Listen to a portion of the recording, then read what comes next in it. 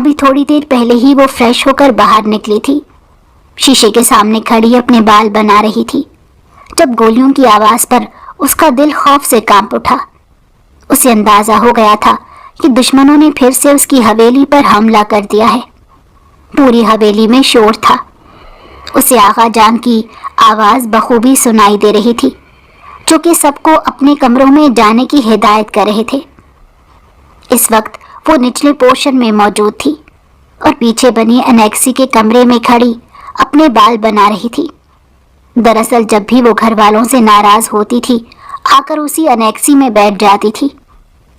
ایک زوردار آواز سے انیکسی کا دروازہ کھلا اور کوئی اندر داخل ہوا۔ اسے لگا کہ وہ اگلی سانس نہیں لے پائے گی۔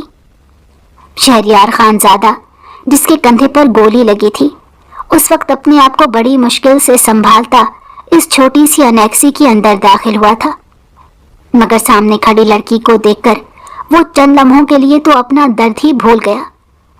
یہ تو وہی حسینہ تھی جسے وہ ایک لمبے عرصے سے تلاش کر رہا تھا۔ کون ہو تم؟ اس نے کانپتی ہوئی آواز میں پوچھا۔ اس سے پہلے کہ وہ چلاتی، شہریار تیزی سے آگے بڑھا اور اس کے لبوں پر ہاتھ رکھ کر اس کی آواز کو دبا دیا۔ خبردار جو تم نے آواز نکالی، میں تمہارا یہیں پر گلا دبا دوں گا۔ وہ حلق کے بل غرایا۔ باہر سے نشا کو اپنے گارڈ کی آواز سنائی دے رہی تھی، جو یقیناً اسی شخص کو تلاش کر رہے تھے۔ اچانک ہی ایک آدمی کہنے لگا، جاؤ اس انیکسی میں جا کر دیکھو، کہیں تم پاگل واگل تو نہیں ہو گئے؟ یہاں پر نشا بیگم رہ رہی ہیں، میں کیسے اندر جا سکتا ہوں؟ اگر سکندر صاحب کو اس بارے میں پتہ چلا تو وہ مجھے جان سے مار ڈالیں گے۔ یہ بھی تو ہو سکتا ہے کہ نشا بیگم کی اپنی زندگی خطرے میں ہو۔ اگر انہیں کچھ ہو گیا تو وہ ہم میں سے کسی کو زندہ نہیں چھوڑیں گے، ہمیں کچھ تو کرنا ہی پڑے گا۔ باہر وہ لوگ اس کے لیے فکر مند ہو رہے تھے۔ شہریار ان کی باتیں سن کر مسکرا رہا تھا۔ وہ اپنے سامنے کھڑی لڑکی کے کانوں میں جھکا۔ تم تو ان کے لیے بہت قیمتی ہو۔ نشا نے کچھ بولنے کی کوشش کی تھی، مگر اس کی آواز نہیں نکل پا رہی تھی۔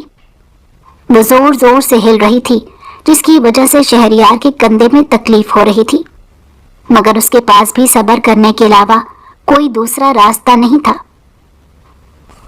اب وہ گارڈز دروازہ توڑنے کے لیے تیار ہو گئے تھے۔ شہریار نے ان کے کانوں میں جھکتے اسے تاکید کرنے لگا کہ انہیں کہو کہ تم بالکل ٹھیک ہو اور اندر آنے کی ضرورت نہیں۔ اب کی بار وہ پھٹی پھٹی نظروں سے اپنے قریب کھڑے اس اجنبی کو دیکھنے لگی۔ حیرانگی تو اسے اس وقت ہوئی جب اس نے یہ بات کہہ ڈالی۔ اس نے اپنے گارڈز کو وہاں سے چلے جانے کا کہا اور انہیں یقین دلایا کہ وہ بالکل ٹھیک ٹھاک ہے۔ وہ لوگ وہاں سے جا چکے تھے۔ اب کمرے میں صرف شہریار اور نشا موجود تھے۔ وہ جانتی تھی کہ تھوڑی ہی دیر کے بعد باقی حویلی والے بھی یہاں پر آ جائیں گے، اس لیے بہت زیادہ پریشان تھی۔ تم کون ہو؟ میں تمہیں نہیں جانتی، پلیز اب یہاں سے چلے جاؤ۔ اگر کسی کو پتہ چل گیا کہ میں نے تمہیں یہاں پر پناہ دی ہے تو وہ مجھے جان سے مار ڈالیں گے۔ خود پر نہیں تو مجھ پر رحم کرو۔ وہ بہت زیادہ بے چین ہو گئی تھی۔ دراصل وہ ایک نرم دل کی مالک تھی اور کسی پر بھی ظلم ہوتا نہیں دیکھ سکتی تھی۔ شاید یہی وجہ تھی کہ اس نے شہریار کی زندگی بچائی تھی، مگر دوسری طرف وہ شہریار تو کچھ اور ہی سوچ بیٹھا تھا۔ تو صرف آگ میری طرف نہیں لگی ہوئی؟ کیا مطلب ہے تمہاری اس بات کا؟ مجھے کچھ سمجھ نہیں آ رہا۔ ابھی شاید تم سمجھنا نہیں چاہتی، چلو جب وقت آئے گا تو خود ہی تمہیں سمجھ میں ساری باتیں آ جائیں گی۔ اب مجھے یہاں سے باہر نکالو۔ اس نے ایک نیا حکم جاری کر دیا تھا۔ کیا مطلب اس بات کا؟ تمہیں حویلی کے اندر داخل ہونے سے پہلے سوچنا چاہیے تھا کہ تم یہاں سے باہر کیسے نکلو گے۔ میں نے تو یہ بھی نہیں سوچا تھا کہ خوبصورت حسینہ سے میری ملاقات ہو جائے گی اور مجھے اس سے پہلے ہی نظر میں محبت ہو جائے گی۔ فضول باتیں نہ کرو، اپنا حال دیکھو، تمہارے کندھے سے خون نکل رہا ہے۔ اگر زیادہ دیر نکلتا رہا تو تمہاری جان بھی جا سکتی ہے۔ اپنے اوپر نہیں تو مجھ پر ہی رحم کر دو۔ تم پر ہی تو رحم کرنا چاہتا ہوں، اسی لیے تو کہہ رہا ہوں مجھے احتیاط سے حویلی سے باہر نکال دو، کیونکہ اگر میں یہاں سے زندہ بچ کر نکل گیا تو ہی تمہیں دوبارہ لینے کے لیے آؤں گا، ورنہ پھر ساری زندگی میرے نام کی مالا گلے میں ڈال کر بیٹھی رہنا۔ تم مجھے ایک بات بتا دو، تم پاگل ہو یا پاگل بننے کی ایکٹنگ کر رہے ہو؟ اب کی بار اسے سکندر کی آواز سنائی دی تھی۔ اس نے شہریار کا بازو پکڑا۔ چلو جلدی چلو، میں تمہیں حویلی سے باہر نکال دیتی ہوں، لیکن اس کے بعد پیچھے پلٹ کر نہیں دیکھنا، ورنہ پتھر کے ہو جاؤ گے۔ وہ اس کا بازو پکڑ کر کسی رہنما کی طرح اسے اپنے ساتھ لیے جا رہی تھی، جبکہ شہریار کی نظریں تو اس کے نازک ہاتھوں پر ٹکی ہوئی تھی جو اس وقت اس کے بازو پر موجود تھے، اور اس کا دل تیزی سے دھڑک رہا تھا۔ سوچا نہیں تھا کہ دشمنوں کے علاقے میں آنے کے بعد مجھے اس طرح کی صورتحال کا سامنا کرنا پڑے گا۔ اگلی بار یہاں آنے سے پہلے 100 بار سوچ لینا، کیونکہ ہم اپنے دشمنوں کو نہیں بخشتے۔ بخشتا تو میں بھی اپنے دشمنوں کو نہیں ہوں، لیکن کیا ہے نا، میرے ایک آدمی نے غداری کر دی۔ اگر وہ میرے ساتھ غداری نہ کرتا تو تم دیکھتی کہ میں حویلی کا کیا حشر کرتا۔ اگر تم اسی طرح کی باتیں کرو گے تو میں بھی تمہیں بیچ راستے میں چھوڑ دوں گی۔ تم ایسا نہیں کر سکتی کیونکہ تمہارا دل نرم ہے، تم چاہ کر بھی میرے ساتھ یہ زیادتی نہیں کر سکتی۔ وہ یقین سے کہہ رہا تھا، جبکہ نشا حیرت سے اس کی باتیں سن رہی تھی۔ سب حویلی والے جانتے تھے کہ وہ کس قدر سینسٹیو ہے، ذرا ذرا سی بات پر اس کا دل پریشان ہو جاتا تھا، اور پھر وہ گھنٹوں اس پر بیٹھ کر سوچتی رہتی تھی۔ نہ صرف وہ خود کو تکلیف پہنچاتی تھی، بلکہ اس کے ارد گرد جو لوگ موجود ہوتے تھے، جو اس سے محبت کرتے تھے، وہ بھی اس کی حالت دیکھ کر پریشان ہو جاتے تھے۔ ابھی یقیناً اس نے صرف اور صرف بازو سے نکلتا خون دیکھا تھا، اسی وجہ سے ٹینشن میں آ گئی تھی۔ ابھی اس نے وہ منظر نہیں دیکھا تھا جو حویلی کے دوسرے حصے میں پیش کیا جا رہا تھا۔ نہ جانے کتنے گارڈز زخمی ہو گئے تھے۔ یہ وہ خفیہ راستہ تھا جو اکثر وہ باہر نکلتے وقت استعمال کرتے تھے۔ جب بھی اسے گھر والوں کی طرف سے باہر جانے کی اجازت نہیں ملتی تھی تو وہ اسی راستے کی مدد سے باہر نکل جاتی تھی۔ اس کے بارے میں کسی کو بھی پتہ نہیں تھا، یہاں تک کہ سکندر کو بھی خبر نہیں تھی۔ میرا اگر کبھی تم سے ملنے کا ارادہ ہو تو کیا میں اسی راستے سے تم نے ملنے آ سکتا ہوں؟ اب اگر تم نے مزید ایک بات کہی تو میں چلا کر سب گھر والوں کو اکٹھا کر لوں گی۔ اس کے بعد تمہارے ساتھ جو سلوک ہوگا مجھے اس کے لیے ذمہ دار نہ ٹھہرانا۔ شہریار نے اس کی بات کو مکمل طور پر نظر انداز کیا اور دوبارہ سے سوال کرتے بولا، کیا میں اسی راستے سے تم سے ملنے آ سکتا ہوں؟ میری بلا سے جو مرضی کرنا، فی الحال تم یہاں سے نکلو، اس نے اب جان چھڑوانے والے انداز میں کہا اور اسے باہر کی طرف دھکا دیا۔ پاؤں پھسلنے کی وجہ سے وہ منہ کے بل زمین پر گرا تھا، اس کا کندھا بھی زمین سے ٹکرایا تھا، جس کی وجہ سے خون بہنا تیز ہو گیا تھا۔ اس سے پہلے کہ وہ اس کے پاس جاتی، شہریار نے ہاتھ اٹھا کر اسے وہیں رکنے کا اشارہ کیا اور مسکراتے ہوئے بولا، میں بالکل ٹھیک ہوں، اب تم اندر جاؤ، ورنہ سکندر کو خبر ہو گئی تو وہ تمہیں نقصان پہنچائے گا۔ اب میں تمہارے لیے کسی قسم کا رسک نہیں لے سکتا۔ وہ اس کے لیے فکر مندی کا اظہار کر رہا تھا، اور یہ بات نیشا کے لیے بالکل نہیں تھی، کیونکہ آج سے پہلے کسی بھی مرد نے اسے اس لہجے میں بات نہیں کی تھی، اور نہ ہی کسی نے اس طرح سے فکر مندی کا اظہار کیا تھا۔ اس کی زندگی میں صرف اور صرف سکندر ہی تھا جو اس کا روب جماتا رہتا تھا۔ جانے وہ یہ سب کچھ کر کے کیا ثابت کرنا چاہتا تھا؟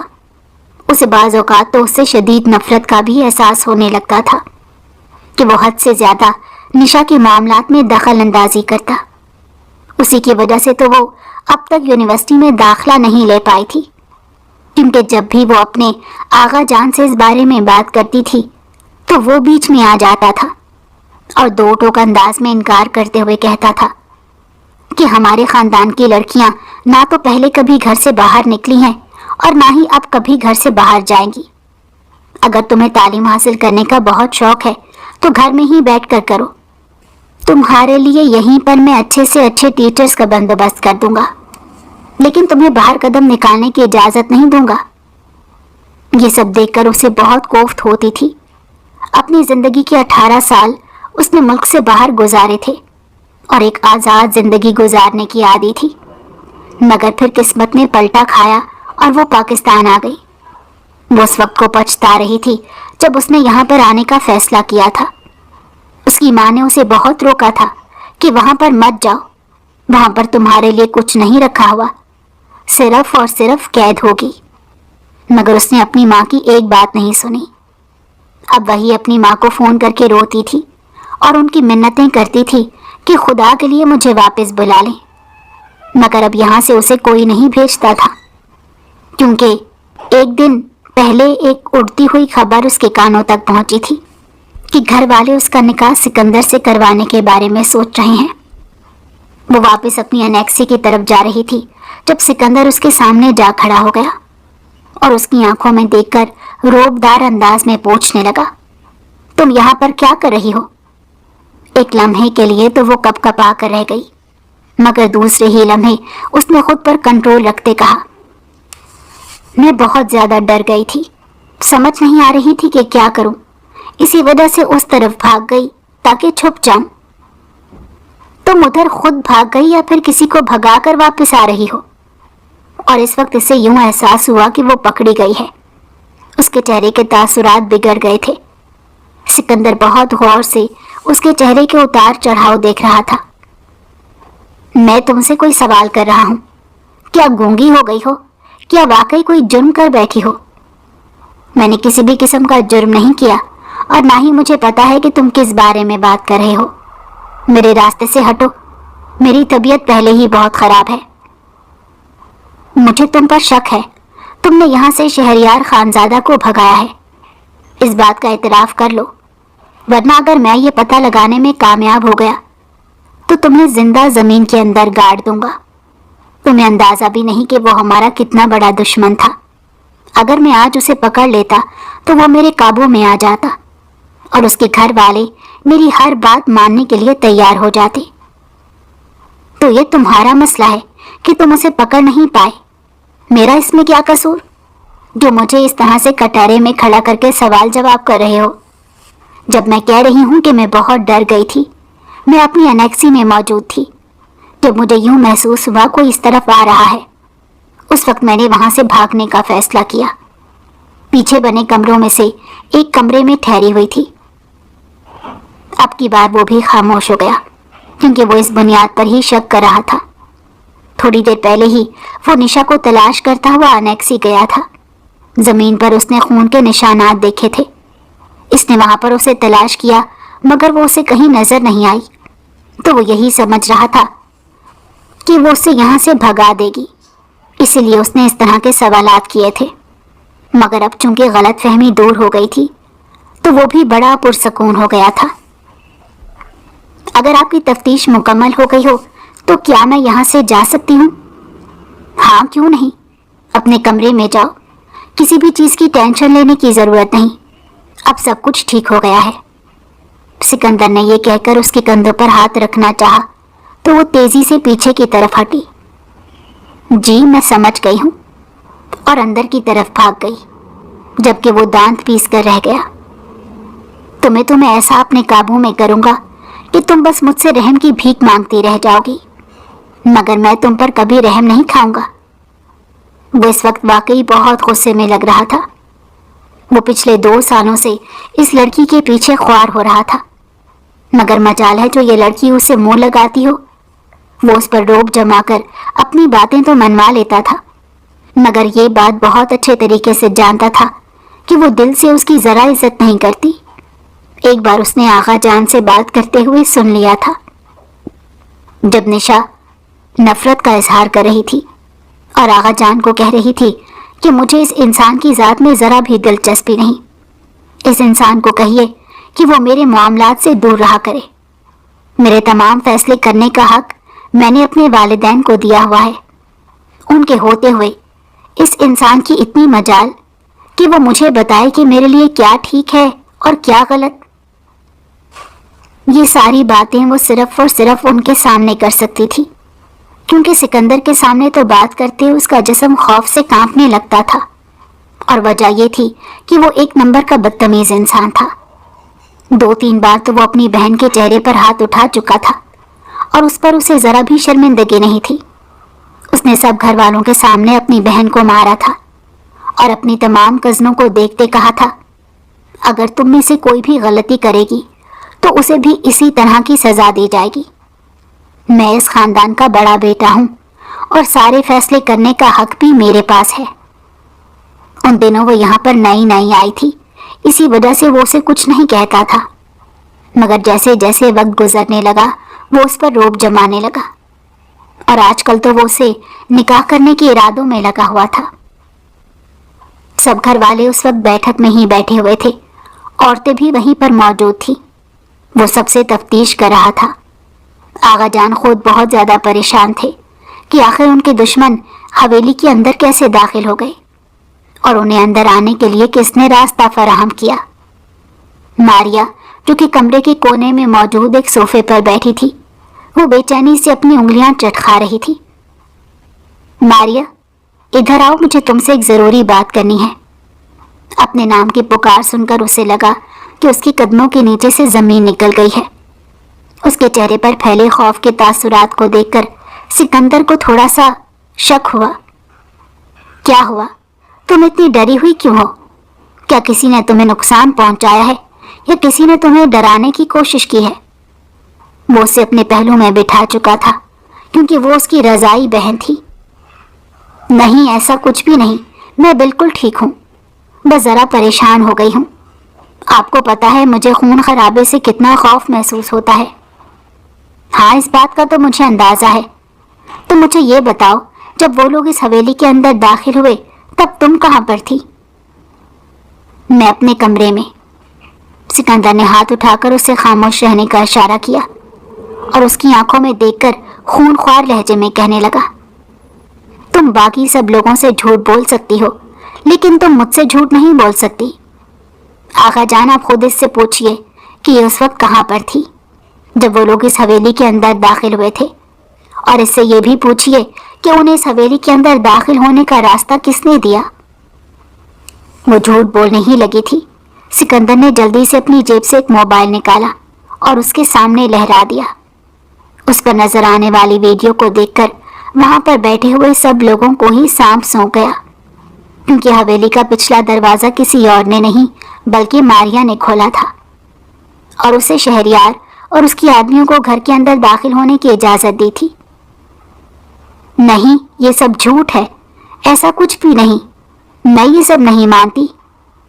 اس سے پہلے کہ وہ مزید کچھ کہتی، سکندر کا ہاتھ اٹھا اور اس کے چہرے پر نشان چھوڑ گیا۔ اس نے ماریا کو بالوں سے پکڑ لیا اور جھنجھوڑتے ہوئے کہنے لگا، مجھے پہلے ہی تم پر شک تھا، تم کبھی بھی نہیں بدل سکتی۔ تم نے پہلے بھی ہمارے ساتھ غداری کی تھی، اب بھی کی ہے، اور مستقبل میں بھی جا کر کرو گی۔ تمہارا تو وہ سلوک ہونا چاہیے کہ تمہیں دیکھ کر حویلی کے باقی سب لوگ بھی عبرت حاصل کریں۔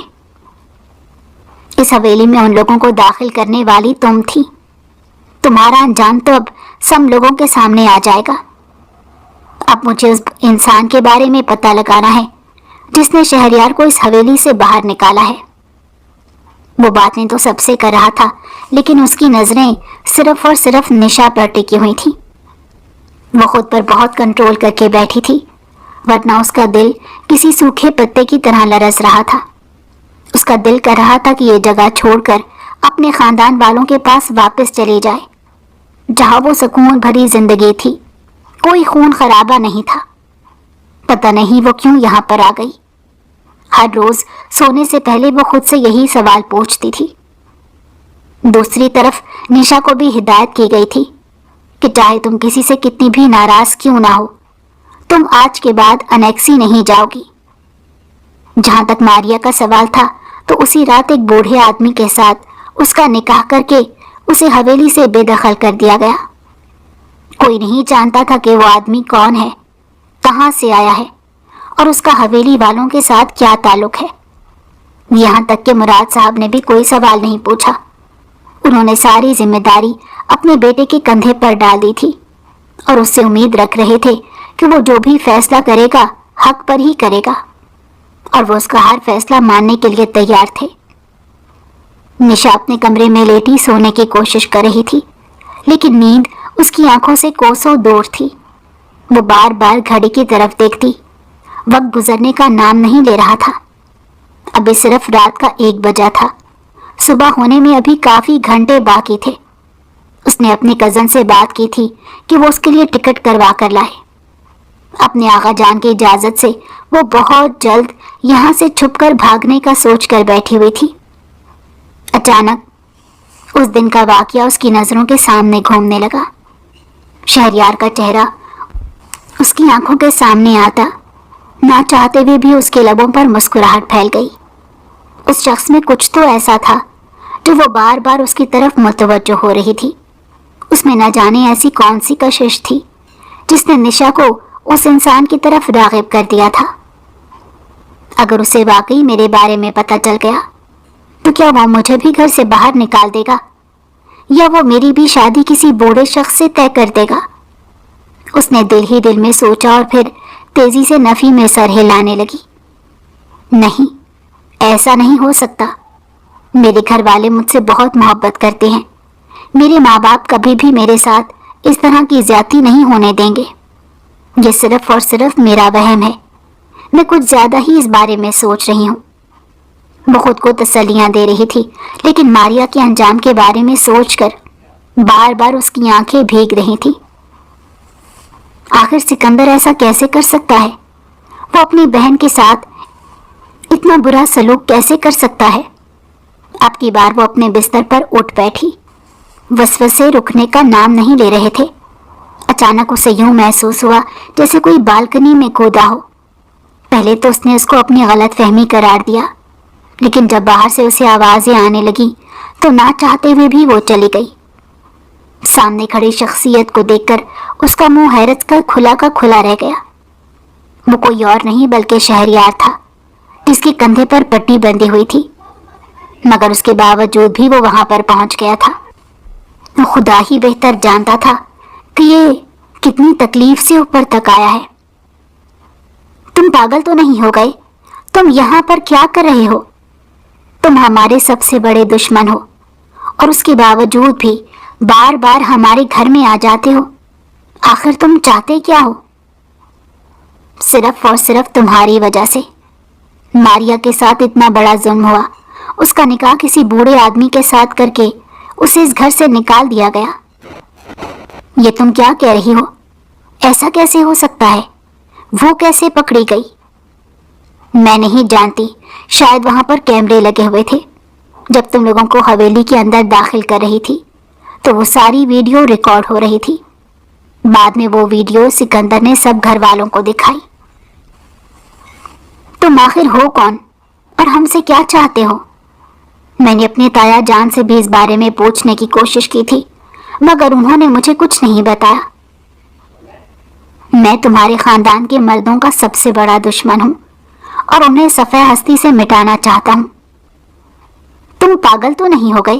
تم جانتے بھی ہو اگر میں ایک بار چلائی تو تمہارا کیا حال ہوگا؟ یہ لوگ تمہیں چیر پھاڑ ڈالیں گے۔ اگر تمہیں اپنی زندگی کی فکر نہیں تو مجھے بتا دو، تاکہ میں بھی تمہارے لیے آسانی پیدا کروں اور تمہیں اس دنیا سے کسی ایسی جگہ پر بھیج دوں جہاں سے تمہاری واپسی ناممکن ہو جائے۔ وہ باتیں چھوڑ کر اس کے چہرے کی طرف دیکھنے لگا۔ اب اسے نشا کو کوفت ہون محسوس ہو رہی تھی۔ میں یہ دیکھ رہا ہوں کہ اتنا پیارا بولنے والی لڑکی اتنا کڑوا کیسے بول سکتی ہے۔ میں تو تمہیں بہت معصوم سمجھتا تھا، لیکن اللہ تعالیٰ نے تمہیں اچھی خاصی لمبی زبان بھی دی ہوئی ہے۔ میں یہاں پر صرف اور صرف ماریا کا حال پوچھنے آیا تھا، مگر شکر ہے تم نے مجھے بتا دیا۔ تو ماریا کی بالکل بھی فکر مت کرو، میں اسے اب اس ظالم انسان سے بچا لاؤں گا۔ تم اپنا بہت زیادہ خیال رکھنا، خود کو میری امانت سمجھنا اور خود کو میرے لیے بچا کر رکھنا۔ میں تمہیں کسی اور کے حوالے نہیں کر سکتا۔ مگر تم ہو کون اور ہم لوگوں کا آپس میں کیا تعلق ہے؟ ہمارے خاندان کی دشمنی کیوں ہے؟ وہ لوگ تمہیں قبول کیوں نہیں کر رہے اور تم کیوں ان لوگوں کو مارنا چاہتے ہو؟ ایک ہی سانس میں اس نے ڈھیر سارے سوالات پوچھ ڈالے تھے۔ وہ اپنی جگہ پر رک گیا۔ فی الحال ہمارے پاس وقت نہیں ہے، مجھے ابھی اور اسی وقت یہاں سے جانا ہوگا۔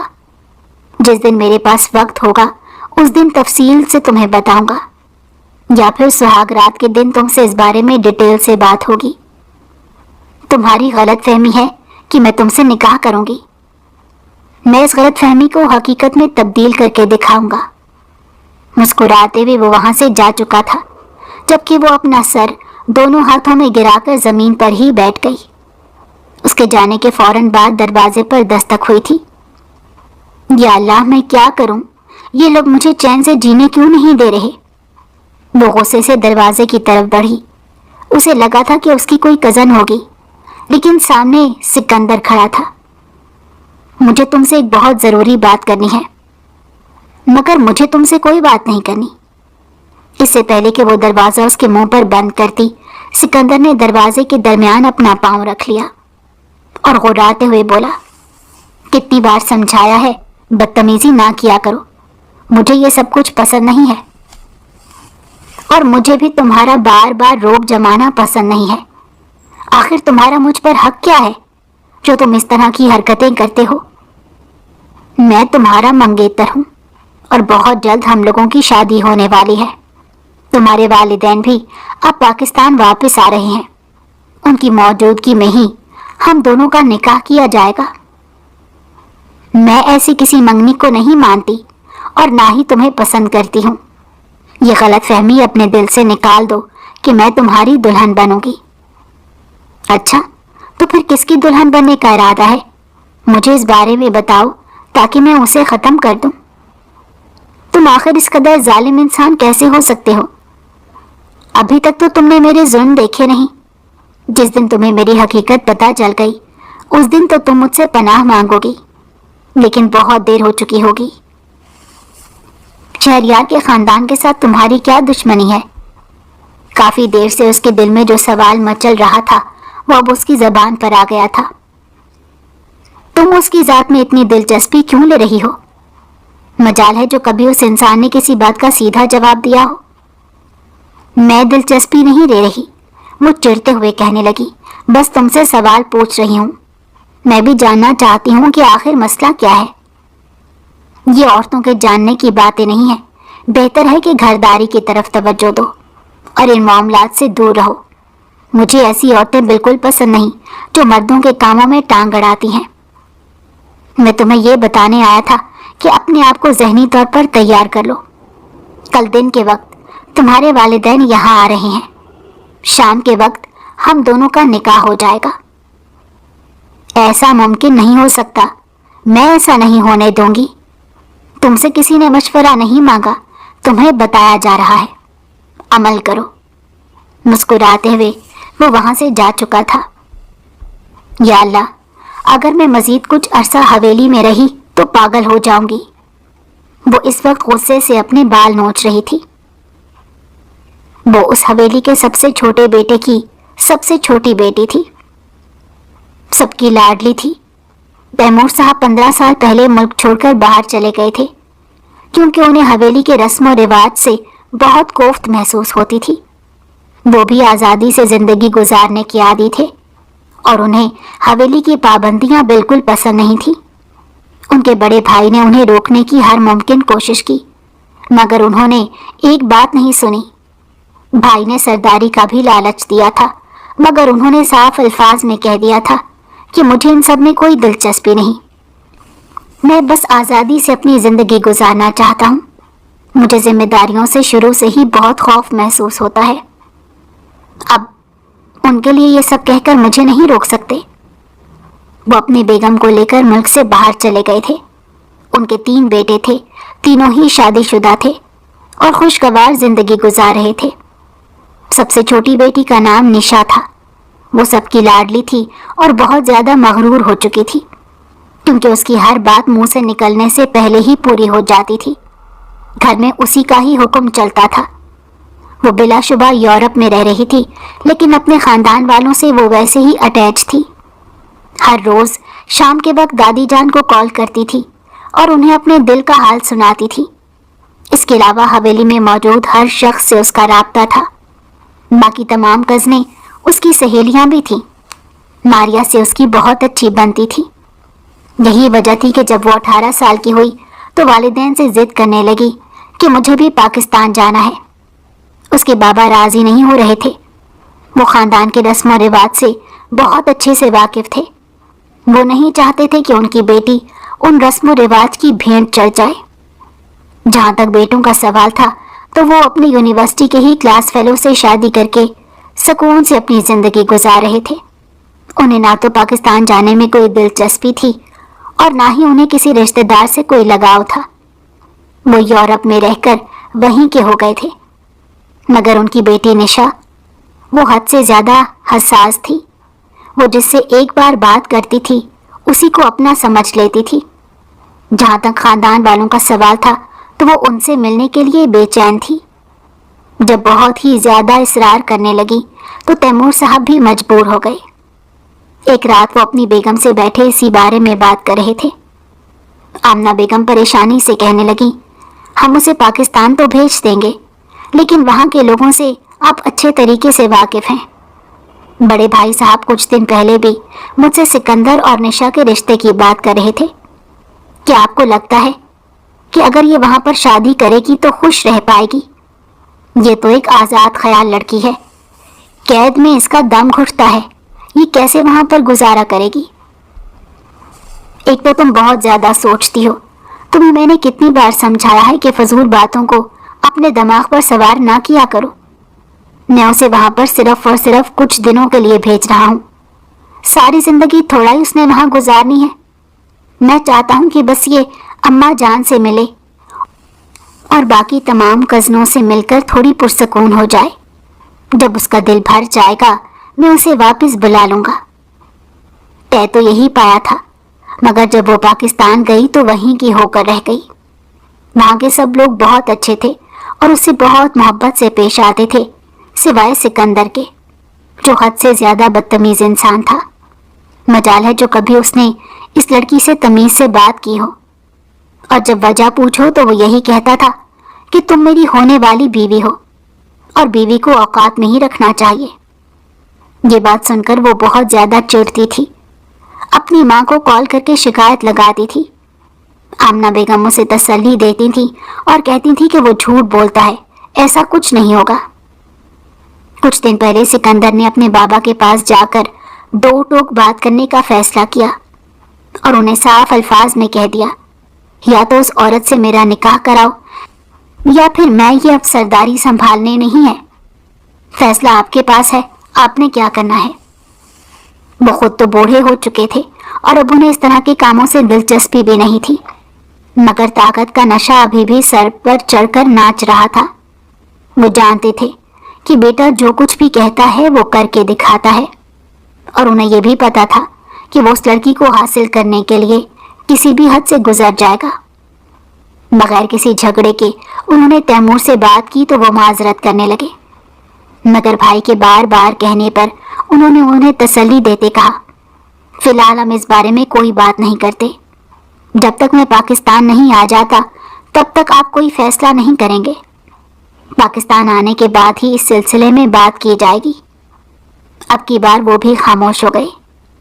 اسی رات سکندر نشا کے پاس گیا تھا تاکہ دوبارہ سے اسے پریشان کر سکے۔ وہ اسے یہی بتا کر آیا تھا کہ کل ہم دونوں کا نکاح ہے۔ حقیقت تو یہ تھی کہ ابھی اس بارے میں ٹھیک طرح سے کوئی فیصلہ نہیں ہو پایا تھا۔ جہاں تک شہریار کا سوال تھا تو وہ فیروز کا بیٹا تھا، جو کہ مراد صاحب کا سب سے بڑا بھائی تھا، مگر اکرام صاحب نے کبھی بھی اسے اپنا بیٹا نہیں مانا تھا۔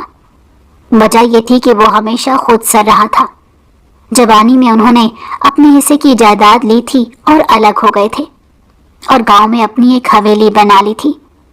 اللہ تعالیٰ نے انہیں بہت ہی ذہین اور شاطر بیٹوں سے نوازا تھا۔ جہاں تک شہریار کا سوال تھا تو وہ حد سے زیادہ چالاک تھا۔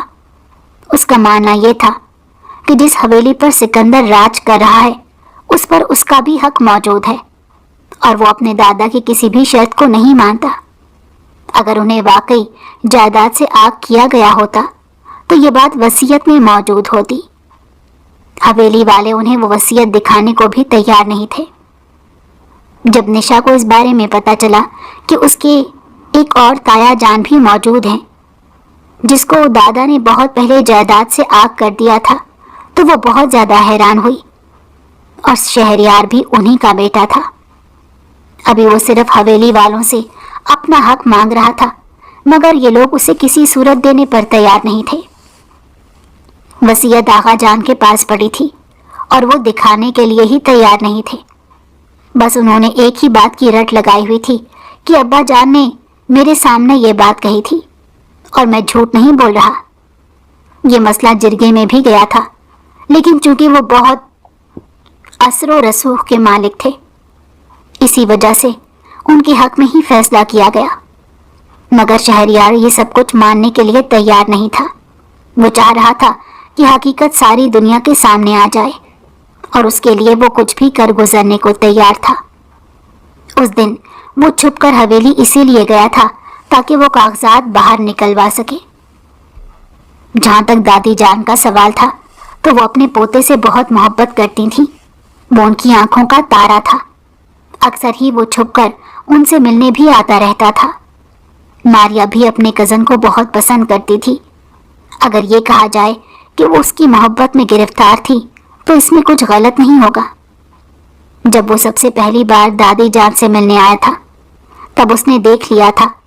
شہریار اور رشیدہ بیگم یہی سمجھ رہے تھے کہ وہ جا کر اپنے بھائی سکندر کو شکایت لگا دے گی، مگر حیرانگی اس وقت ہوئی جب وہ مسکراتے ہوئے کہنے لگی کہ میں آپ لوگوں کے ساتھ ہوں، اور میں یہ بات مانتی ہوں کہ شہریار بھائی کے ساتھ زیادتی ہو رہی ہے۔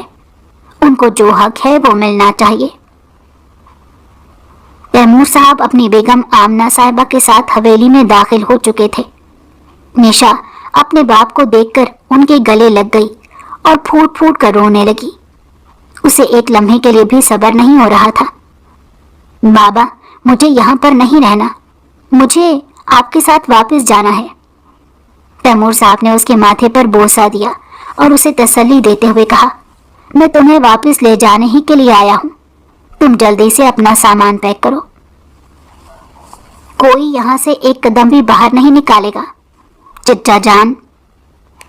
اسی وقت سکندر بیٹھک میں آ گیا اور اونچی آواز میں چلاتے ہوئے کہا، تم پاگل تو نہیں ہو گئے؟ یہ کس لہجے میں مجھ سے بات کر رہے ہو؟ اسی لہجے میں کر رہا ہوں جس لہجے میں آپ کو سمجھ آ سکتی ہے۔ اگر میں نے ذرا سی بھی نرمی اختیار کی تو میں جانتا ہوں کہ آپ ہتھے سے اکھڑ جائیں گے۔ بھائی جان، آپ اس کا لہجہ دیکھ رہے ہیں؟ آپ نے اس کو ذرا تمیز نہیں سکھائی۔ اب کی بار تیمور صاحب اپنے بڑے بھائی کی طرف متوجہ ہوئے تو وہ پراسرار انداز میں مسکراتے بولے، یہ جو کچھ بھی کہہ رہا ہے بالکل ٹھیک کہہ رہا ہے۔ میں نے اسی لیے تمہیں یہاں پر نہیں بلایا کہ تم اپنی بیٹی کو لے کر چلے جاؤ، بلکہ اس لیے بلایا ہے تاکہ نکاح کے وقت تم اس کے سر پر ہاتھ رکھو اور اسے اپنی دعاؤں کے ساتھ رخصت کرو۔ میری بیٹی یہ نکاح کرنے کے لیے تیار نہیں ہے تو میں کیسے اس کے ساتھ زبردستی کر سکتا ہوں؟ میں نے کبھی بھی اپنے بچوں کے ساتھ زیادتی نہیں کی اور نہ ہی کسی کو کرنے کی اجازت دوں گا۔ تو ہمارے پاس اب دو ہی راستے ہیں، یا تو سکندر کے ساتھ اس کا نکاح کروا دو یا پھر اپنی بیٹی کو ہمیشہ ہمیشہ کے لیے بھول جاؤ۔ تم جانتے ہو کہ اصول کے معاملے میں کتنا پکا ہوں۔ میں نے اپنے بڑے بھائی کو بھی گھر سے باہر نکلوا دیا تھا، تو پھر تم کیا چیز ہو؟ اب کی بار انہوں نے نشا کے سر پر پستول رکھ دی تھی۔ تیمور صاحب جو سوچ رہے تھے کہ اتنے عرصے بعد وہ حویلی جائیں گے تو ان کا دھوم دھام سے استقبال کیا جائے گا، وہ نہیں جانتے تھے کہ ان کے ساتھ ایسا سلوک ہوگا۔ وہ تینوں بہت بری طرح سے پھنس گئے تھے۔ ان سے موبائل بھی لے لیا گیا تھا، رابطہ کرنے کا کوئی ذریعہ موجود نہیں تھا۔ نشا کو کمرے میں تیار کیا جا رہا تھا۔ پہلے یہ سوچا گیا تھا کہ شام کے وقت نکاح ہوگا، لیکن پھر حالات تھوڑے خراب ہو گئے۔ اب سکندر نے فیصلہ کیا تھا کہ کل دن کے وقت نکاح کیا جائے گا۔ اس نے اپنے کچھ دوستوں کو بھی وہاں پر بلانا تھا۔ وہ بہت زیادہ پرجوش تھا۔ اس کی مراد پوری ہونے جا رہی تھی۔ اتنا عرصہ جس لمحے کا انتظار کیا تھا وہ لمحہ آ ہی گیا تھا، صرف اور صرف ایک رات کا فرق تھا۔ دوسری طرف جب شہریار کو یہ پتا چلا کہ جس لڑکی سے اسے محبت ہوئی ہے اس کا نکاح سکندر سے کیا جا رہا ہے تو اس نے پوری حویلی سر پر اٹھا لی۔ اس لڑکی کو حاصل کرنے کے لیے وہ کسی بھی حد سے گزرنے کے لیے تیار تھا۔ اس طرح سے نہ صرف اس کا انتقام پورا ہو جاتا بلکہ وہ لوگ بھی ذلیل و رسوا ہو جاتے جو ایک تیر سے دو شکار کرنے کے بارے میں سوچ رہے تھے۔ اسے تیمور صاحب کی آمد کی خبر مل گئی تھی۔ وہ ان سے بہت زیادہ اٹیچ تھا۔ اس کی اپنے چچا جان سے بات ہوتی رہتی تھی۔ صرف وہی تھے جو اسے قبول کرتے تھے اور اسے اپنا بیٹا مانتے تھے، مگر انہوں نے کبھی بھی اپنے باقی بچوں سے اس کا تعارف نہیں کروایا تھا کیونکہ وہ ڈرتے تھے۔ انہیں پتا تھا کہ ان کے بچے کوئی بھی بات زیادہ دیر تک اپنے دل میں نہیں رکھ سکتے۔ اگر یہ بات خاندان میں پھیل جاتی تو ان کے لیے بھی مشکلات کھڑی ہو سکتی تھیں۔ شہریار نے سب سے پہلے اس کو حویلی سے باہر نکلوایا۔ تب اس کے ذہن میں یہ بات ڈالی گئی تھی کہ تمہیں یہاں سے لے جانے کا مقصد صرف اور صرف تمہارے خاندان والوں کو ذلیل و رسوا کرنا ہے۔ وہ جان بوجھ کر اسے تنگ کر رہا تھا اور اسے ذہنی تکلیف پہنچا رہا تھا، جبکہ حقیقت میں ایسا کچھ بھی نہیں تھا۔ سکندر صاحب کو تو وہ پہلے ہی حویلی سے دوسری جگہ پر بھیج چکا تھا۔ نشا کو سمجھ نہیں آ رہی تھی کہ وہ وہاں سے آزادی کا جشن منائے یا پھر اپنی بدنامی پر آنسو بہائے۔ ابھی تھوڑی دیر پہلے ہی وہ شہریار سے بدتمیزی کر چکی تھی، بدلے میں اس کے چہرے پر 2 تھپڑ پڑے تھے۔ اس وقت وہ لال چہرہ لیے منہ پھلائے بستر پر بیٹھی ہوئی تھی۔ اس کا بس نہیں چل رہا تھا کہ وہ ساری چیزیں تہس نہس کر دے۔ تم آخر اس قدر ذلیل اور ڈرپوک انسان کیسے ہو سکتے ہو؟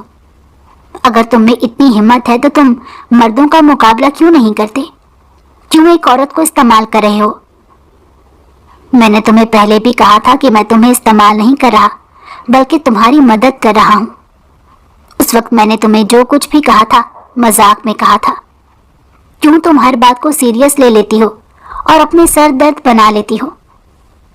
میں تم جیسے گھٹیا انسان کی فطرت سے بہت اچھے طریقے سے واقف ہوں۔ اب اگر تم نے ایک اور بھی بات اپنے منہ سے نکالی تو میں تمہارا منہ توڑ دوں گا۔ چلو مولوی آ گیا ہے، جلدی سے نکاح کے لیے تیار ہو جاؤ۔ میں تم سے نکاح کرنے کے لیے تیار نہیں، میں تم سے پوچھ نہیں رہا بلکہ تمہیں حکم سنا رہا ہوں۔ اگر تم نے میری بات نہیں مانی تو پھر سارے گاؤں والوں کے سامنے تمہاری بدنامی ہو جائے گی۔ ذرا سوچو تو، جب گاؤں والوں کو یہ پتا چلے گا کہ تیمور کی بیٹی شادی کے دن اپنے عاشق کے ساتھ بھاگ گئی تو تمہارے باپ کی کیا عزت رہ جائے گی؟ میں جانتا ہوں کہ سکندر تم پر ظلم کرتا رہا، مگر سوچو کیا تم اتنی کمزرف ہو کہ ظلم سے بچنے کے لیے اپنے عاشق کے ساتھ ہی بھاگ گئی؟ تم اس قدر بے رحم کیسے ہو سکتے ہو؟ اس نے روتے ہوئے کہا۔ یہ تو کچھ بھی نہیں، تم دیکھو میں تمہارے ساتھ کیا کرتا ہوں۔ تم نے 3 بار میرے ساتھ بدتمیزی کی ہے، تو کیا تم میری بدتمیزی کی اتنی بڑی سزا دو گے؟ ایسا ہی ہوگا۔ وہ اس کا ہاتھ پکڑ کر اسے باہر لے کر گیا۔ نشا کو ایک لمحے کے لیے یوں محسوس ہوا تھا جیسے اس کے بابا وہیں کھڑے ہیں۔ اس نے اسے اپنا وہم قرار دیا۔ آنکھوں میں آنسو تیزی سے بہہ رہے تھے۔ وہ یہی سمجھ رہی تھی کہ آج اس کی وجہ سے اس کے خاندان کی عزت خاک میں مل جائے گی۔ اس کے بابا کسی کو بھی سر اٹھا کر دیکھنے کے قابل نہیں رہیں گے۔ مگر یہ سرپرائز اس وقت اس پر کھلا جب اسے پتا چلا کہ اس کے ماں باپ بھی اس نکاح میں شامل تھے اور وہ بہت زیادہ خوش بھی تھے۔ تب اسے اس حقیقت کے بارے میں پتا چلا کہ شہریار اس کے ساتھ مذاق کر رہا تھا، وہ اسے خوفزدہ کر رہا تھا۔ وہ زور زور سے اس کے سینے پر ہاتھ مارنے لگی۔ شہریار نے اس کے ہاتھ پکڑے اور اس کے کانوں میں سرگوشی کرتے ہوئے کہا، بیگم صاحبہ، رات کے وقت یہ سب کچھ کر لیجیے گا۔ فی الحال میری ساس اور سسر سامنے کھڑے ہیں، کیا کرتے ہیں؟ وہ بھی شرمندہ ہو گئی اور پھر اپنے باپ سے شکایت کرتے کہنے لگی، آپ کو ذرا بھی مجھ پر رحم نہیں آیا؟ آپ کو پتا بھی ہے کہ میں کتنی پریشان ہو جاتی ہوں، پھر بھی آپ اس مذاق کا حصہ بنے رہے۔ بیٹا مجھے تو اس بارے میں کچھ پتا نہیں تھا۔ جب شہریار مجھے اس حویلی سے نکال کر یہاں پر لایا تھا تب اس نے مجھے بتایا کہ یہ تمہارے ساتھ اس طرح کا مذاق کرنے کے بارے میں سوچ رہا ہے۔ خیر، غلط فہمیاں ختم ہو چکی تھیں۔ اس نے اپنے دل میں جتنے بھی خوف دبا کر رکھے تھے وہ سارے کہیں گم ہو گئے تھے۔ اب اس کے دل کو سکون پہنچ گیا تھا۔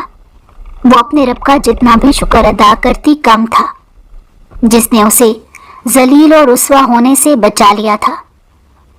جہاں تک سکندر کا سوال تھا تو وہ بھی بری طرح سے تباہ و برباد ہو گیا تھا، کیونکہ تیمور صاحب نے وہاں سے نکلتے ہوئے وصیت نامہ بھی اٹھا لیا تھا، اور وہ فائل بھی اٹھا لی تھی جس میں جائیداد کا مخصوص حصہ شہریار کے نام تھا۔ وہ اپنا حق لینے میں کامیاب ہو گیا تھا۔ وہ اس کے لیے اپنے چچا جان کا جتنا بھی شکریہ ادا کرتا کم تھا۔ جہاں تک آغا جان کا سوال تھا تو انہیں فالج کا اٹیک ہوا اور وہ بستر سے لگ کر رہ گئے۔ اب نہ تو وہ کچھ بول سکتے تھے اور نہ ہی حرکت کر پا رہے تھے۔ انہوں نے جو تکبر اور غرور کیا تھا اس کی سزا تو انہیں مل گئی تھی۔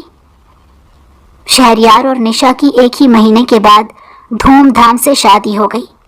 چونکہ وہ اکیلا بیٹا تھا، اسی وجہ سے اس نے گاؤں میں ہی رہ کر سرداری سنبھالنے کا فیصلہ کیا۔ نشا نے بھی اس کا ساتھ دیا اور تیمور صاحب بھی اب اپنی بیٹی کی طرف سے بے فکر ہو کر واپس اپنے ملک چلے گئے تھے۔ شہریار نے ماریا کو اسی رات اس بوڑھے سے آزاد کروا دیا تھا اور اسے اپنی حویلی میں لے آیا تھا۔